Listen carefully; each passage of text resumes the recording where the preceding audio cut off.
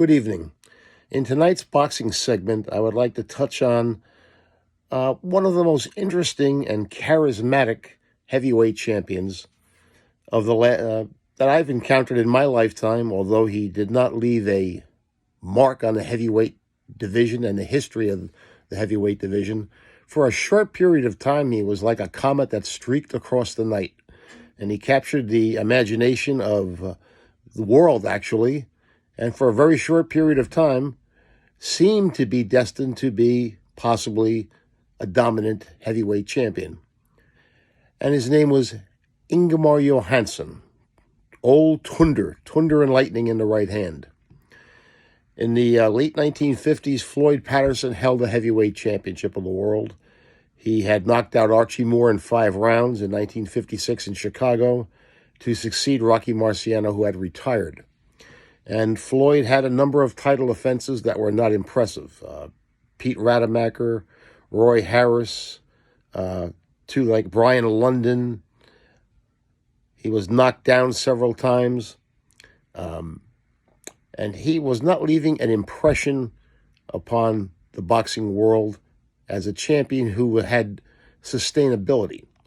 But in the late 1950s, Ingemar Johansson, who had become the heavyweight champion, the European heavyweight champion, in 1956, had risen into the rankings in the top 10, and the number 1 heavyweight contender, and again, this is a contender that Floyd Patterson did not meet, Eddie Machen. He was a legitimate contender. He never got a title shot in his prime. And Eddie went over to Gothenburg, Sweden to meet Johansson, which probably was a mistake. But Americans hadn't heard much of Ingemar in late 1958, and this was September of that year. And he was a very heavy favorite, and they met in Gothenburg, Sweden. And if you watch the clip of this fight, Johansson utterly levels him with the first right-hand punch he throws, and Machen went down. He went down 3 times, and the third time, my God, I mean, Johansson could have fatally injured him. He battered him through the ropes, and he was completely out. And it was a remarkable upset victory, first-round knockout over the number 1 ranked heavyweight contender in the world. Now, what this did was elevate Johansson to that status. And it also created really a glamour fight. The European heavyweight champion coming to the United States to challenge Floyd Patterson for the title, and the contracts were signed for that bout in June the 25th, 1959 at Yankee Stadium. In fact, the bout was postponed a day because it had rained the night before. Patterson had a tune-up for Johansson. It was an 11th round knockout over Brian London, the Englishman, and that was just that, a tune-up. London provided virtually no opposition, and Johansson was at ringside for that fight. Floyd was a 5-1 favorite. Now, Johansson had that big right-hand punch, and he came to the United States with his beautiful girlfriend and an entourage, and he did not train for this fight like in a Spartan way, like a contender seeking to win the heavyweight title. He was up in Grossinger's training camp in New York State, and he was seen whining and dining, and he was out on the town, and he did not and would not take the wraps off that right hand in training. He would not do it. He had many public training sessions. If he threw the right hand, it was not with power, and he really did not reveal it much at all. And a lot of skepticism developed in the American press that Johansson did not really have a right hand, and Patterson also kind of fell prey to that. So they did meet, and round 1, Johansson came out and began flicking this annoying left jab into Patterson's face, which he did for the first 2 rounds again and again and again. He threw it over 100 times in both the first and second rounds. Patterson got in a good left hook to Johansson's mouth late in the second round, which caused him to hold. And Johansson finally did throw a right-hand punch. Didn't seem any stronger than his left, again, late in the second round. And the first 2 rounds were split. I think Johansson was given the first round and Patterson the second on the scorecards. Round 3, and the famous referee Ruby Goldstein was the third man in the ring that night. The bell rang, and Johansson came out, flicking the left. Patterson had made the decision to go in after him. Then, 15 seconds into the round, Johansson threw a left hook and came over the top with a thunderous right-hand punch that caught Patterson square in the face, right on the nose, and Floyd went down like he had been shot, flat on his back. And Johansson's right hand had that impact. People went down hard. The fact that Floyd beat the count to this day amazes me, but he did get up. He was up at the count of 9, and he started to wander around the ring. He didn't know where he was. Johansson came up from behind, which is really not fair. He clubbed Patterson with another right hand on the back of the head, and Floyd went down a second time. And Floyd got up, and then Johansson knocked him down again and again and again and again and again. Looking clumsy at times, trying to finish the fight. And Patterson seemed to clear his head a little bit, but it was too late. He went down 7 times. 2 minutes and 3 seconds of round 3, and the World's Heavyweight Championship had gone to Göteborg, Sweden. And Ingemar Johansson was not only the upset winner, but he was really the toast of boxing. And it kind of proved to those who doubted Patterson that he really was a paper champion, and the first good fighter he fought exposed him, and that's the way it seemed. Johansson held the title for a year. He honored the return bout clause, and there was a lot of hemming and hawing about that. It got delayed for a while. It looked like the return bout wouldn't come off at all. But Johansson was a solid favorite, 8-5 favorite. The return match was held on June the 20th, 1960 at the Polo Grounds, and it was the first bout that the great legendary referee Arthur McCanty ever refereed. Patterson was 190 pounds, and he trained with something he never trained with before, and that was hatred. He did not like Johansson. Johansson demonstrating the right hand on television with the Ed Sullivan Show, and good-looking, talented. He could act. And Patterson basically went into seclusion, and he was very depressed. But when he came out and he began to train, he trained with a viciousness we never saw before, and we really never saw again from Floyd. And the return match, the first round, Johansson came out flicking the left jab, and flicking. Not too much happened for about 30 seconds. Then Patterson rattled the left hook off Johansson's head and drove him into the ropes. And he launched a solid body attack, ripping rights and lefts to the body.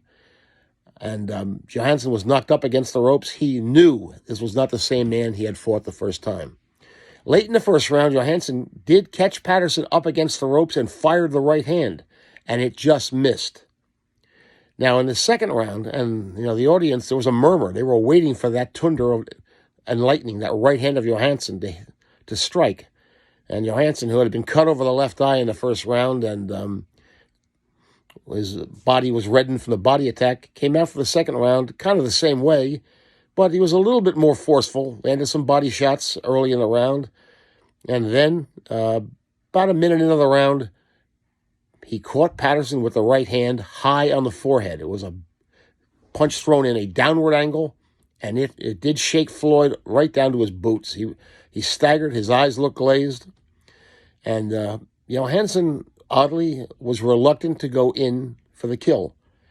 And Patterson was able to retreat, and if you see the second fight, he spends most of that round in retreat. He had a plan where if Johansson hit him with the right, he was going to pretend to be badly hurt, and then he was going to catch Johansson coming in for the knockout and attack him. Well, he was hurt. He was shaken up pretty badly, but he regained his composure. He did not go down, and he was on the attack again by the end of the second round, which all three officials gave to Ingemar Johansson. The third round was relatively close. Johansson was getting the jab in, but Floyd was starting to work the body and the head with that left hook. The fourth round, he hurt Johansson with a body shot midway through the round, and he really was taking control of the fight for the most part. Johansson landed a decent right hand at the bell, but Floyd won the round clearly, and the fight was moving in his direction. But it was still anybody's fight going into the fifth round. But early in the fifth round, he caught Johansson against the ropes with a short, chopping right hand, which hurt him. Johansson retreated to the center of the ring, flicking out the jab, and then Patterson launched one of those gazelle-like leaping left hooks he was famous for, flush on the jaw. Down went Johansson, his feet flying in the air. he was clear-headed. He beat the count. He took the count of 9, and Patterson was after him, throwing punches with reckless abandon. Then finally, a right to the body and a terrific left hook, flush against Johansson's jaw. Johansson went down and out. He was unconscious for about 15 minutes. And actually, he really didn't gain full control of his faculties for over an hour until he was in the dressing room. It was one of the most brutal knockouts I've ever seen, and Floyd Patterson became the first former heavyweight champion to regain the heavyweight title. The return match was held in Miami Beach in March of 1961, and it was kind of like a replay of the first fight where Johansson was a heavy underdog. Again, he was a 4-1 underdog, and his first victory over Patterson was kind of written off. But this time, Floyd's a nice guy. He lost the anger that he had going into the second fight, but he trained hard. He respected Johansson. But this time, Patterson didn't seem to have it. I mean, in the first round, he came out throwing an odd-looking left jab like a jackhammer, and Johansson was able to get under that jab and land a couple of decent rights, and then bang, like about a minute and a half into the round, you could hear it crack. Johansson landed a terrific right at the head. Patterson went down. He was up, took a count of 3. He was on his feet. And 25 seconds later, after a flurry of Johansson punches, culminating with an even better right hand, Patterson went down. This time he looked shaken. His eyes were glazed. He had been knocked down twice. And, Ingemar Johansson looked like and felt like he was about to become the heavyweight champion of the world again. He went in for the knockout, and Patterson just threw another, out of nowhere, a left hook that decked Johansson, and Johansson took the mandatory 8 count. So both fighters went down in the first round, and this was the best of the 3 fights.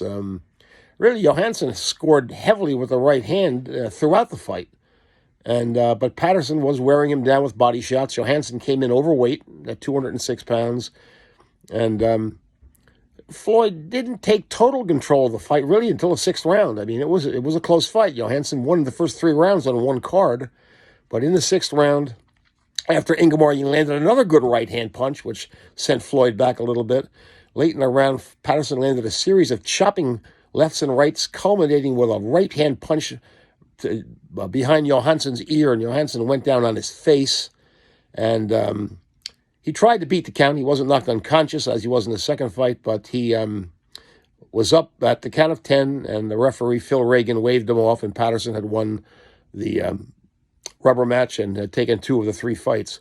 And this was a great trilogy. It was one of the... It goes right up there with, Ali and Frazier and some of the great trilogies that we've seen in boxing history. Benevenuti and Griffith, for example. Ingemar Johansson was a fine fighter. He went on to regain the European heavyweight championship in 1962 by knocking out Dick Richardson, and he remained a contender. He was ranked as high as number 4 in 1963, but he suffered a knockdown in the 12th round of a fight against Brian London, in which he was well ahead, which kind of convinced him that a fight with Sonny Liston, which was being discussed, would not be a good idea. So just to mention, Ingemar Johansson held the undisputed heavyweight championship of the world. Not a great heavyweight champion, but he engaged in 3 of the most exciting fights in the modern era with Floyd Patterson. Thank you.